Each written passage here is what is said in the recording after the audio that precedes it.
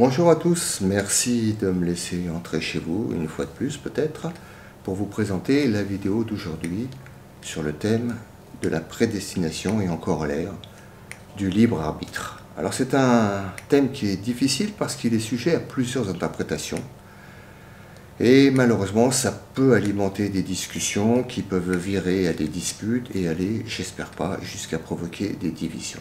Pourtant, grâce à un seul mot qu'il ne faut surtout pas oublier et bien comprendre, tout s'éclaire et vous verrez, c'est pas si compliqué. Je vais commencer, et c'est inhabituel, par la conclusion. Voici ce que j'ai compris sur ce sujet, et cela, Bible à l'appui. Pour être sauvé, il fallait que je dise oui à Dieu. Lui, Dieu, il savait que je dirais ce oui, que je l'accepterais, après qu'il ait tout fait pour m'amener à lui, et cela dès avant la fondation du monde.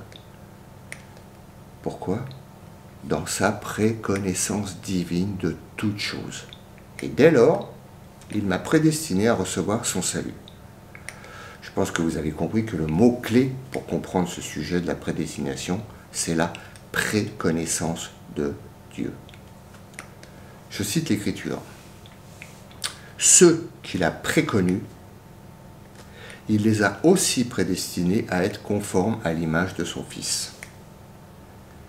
Ailleurs, on peut lire aussi ceux qui séjournent parmi les nations, les élus, selon la préconnaissance de Dieu le Père. Donc, cette préconnaissance, il ne faut surtout pas l'oublier, elle est à distinguer de la prédestination. Elle lui est aussi antérieure. Il n'y a pas de prédestination sans cette préconnaissance qui la justifie. Et il n'y a pas de préconnaissance sans la prédestination qui la suit. S'il n'y a que la prédestination, il y a donc ceux qui sont prédestinés à être sauvés par un choix souverain, sans raison spéciale, puisqu'il n'y a pas de préconnaissance. Et puis, par conséquent, il y a les autres, c'est-à-dire ceux qui seraient prédestinés à être perdus sans qu'il leur soit possible d'échapper à la perdition. Ils seraient alors par avance exclus du salut que Dieu veut pourtant pour tous les hommes. Je vois donc un choix sans raison qui serait arbitraire. Seulement prédestinés, ces hommes-là, leur responsabilité d'accepter ou de refuser le Christ n'aurait donc pas lieu, elle ne serait pas en jeu.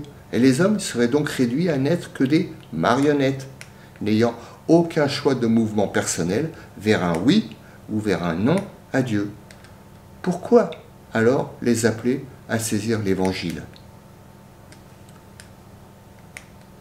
Je cite l'Écriture qui demande qu'on appelle aux noces tous ceux qu'on trouve sur le chemin. Ça, c'est dans l'Évangile selon Matthieu. S'il n'y a pas la possibilité d'être sauvé pour celui qui ne serait pas prédestiné à être sauvé, alors qu'il n'a pas demandé à naître, et encore moins à hériter d'une nature esclave du péché, qui fait de lui un coupable aux yeux de Dieu, s'il n'y a donc pas cette possibilité pour lui d'échapper à cet enfermement décrété sans appel, où est le Dieu juste qui déclare être amour et lumière et vouloir que tous les hommes soient sauvés? Si Dieu détruisait des hommes qui seraient donc irresponsables, il serait injuste. Évidemment, Dieu n'est pas celui-là. Les pensées et les buts de Dieu ne peuvent être que conformes à son amour. L'Église, c'est-à-dire l'ensemble de tous les vrais croyants depuis l'œuvre de Jésus à la croix, forme l'épouse à venir du Christ. C'est écrit dans l'Apocalypse. Dans l'hypothèse que ces hommes sauvés n'auraient rien eu à dire, on serait dans le cas d'un mariage forcé, comme cela se fait encore dans certains pays.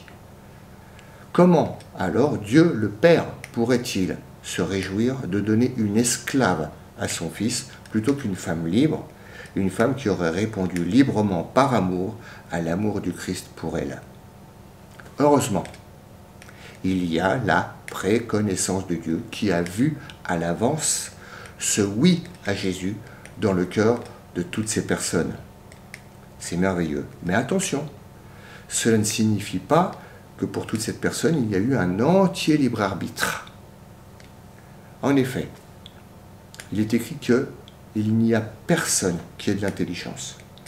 Il n'y a personne qui recherche Dieu. Ça, c'est dans Romains 3.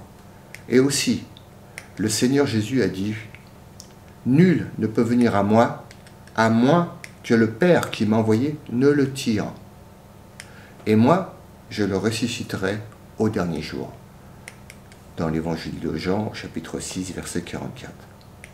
L'homme étant mort spirituellement depuis sa chute en Éden, il ne peut donc en rien contribuer à son salut par une quelconque décision de sa part, dans le cadre d'un libre arbitre, car le dictionnaire Robert donne au libre arbitre la définition suivante.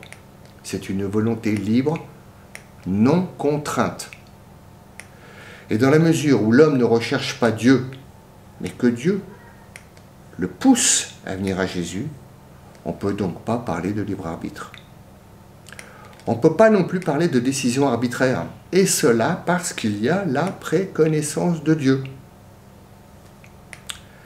Elle signifie une idée d'approbation, de faveur, d'amour. Il y a pour Dieu quelque chose qu'il voit à l'avance dans l'homme, quelque chose de présent dans certains hommes et d'absent dans d'autres hommes. Il voit ce oui que ses élus donneront à son Fils.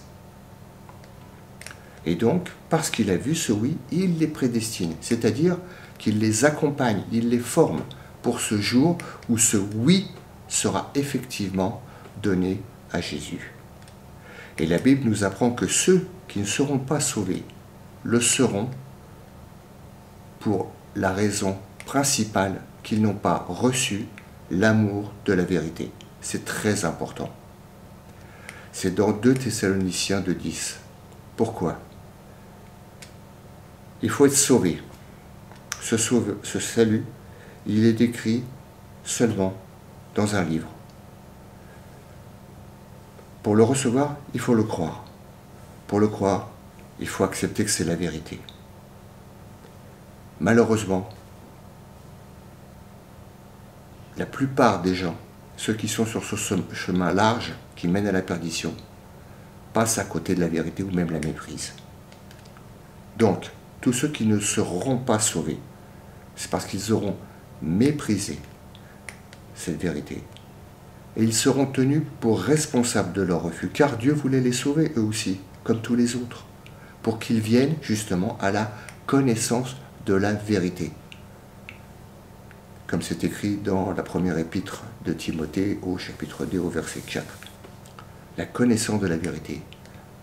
Savoir que Dieu est vivant, le connaître, et connaître son propos d'amour et le salut qu'il envoie aux hommes et qui a été mis en œuvre, qui a été accompli, parfaitement accompli par son Fils à la croix. Puisque ceux qui ont refusé la vérité sont ceux qui sont perdus, et pour ce motif essentiel, j'en conclus pour moi-même que ceux qui seront sauvés le seront parce qu'ils auront reçu l'amour de la vérité. Et c'est ça que Dieu sait à l'avance. Voilà, c'est la pensée avec laquelle je suis le plus à l'aise. Vous voyez maintenant la précision extraordinaire de la Bible. Je rappelle que j'utilise la traduction Darby, qui est notoirement connue comme une Bible d'études très sérieuse. Ceux qui sont préconnus le sont dès avant, retenez ce mot, dès avant la fondation du monde. Première épître de Pierre. Ce petit mot dès avant renvoie au propos éternel de Dieu le Père de donner une épouse pour son Fils unique.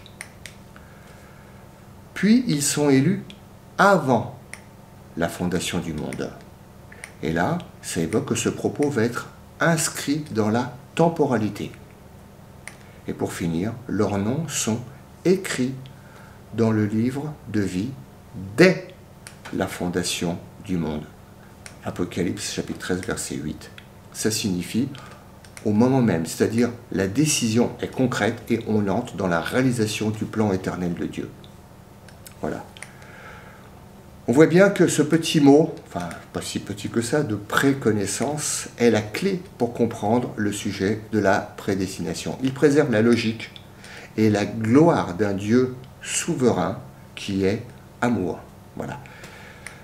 J'espère qu'il en est de même pour vous et que si vous aviez des incompréhensions, elles sont dorénavant levées.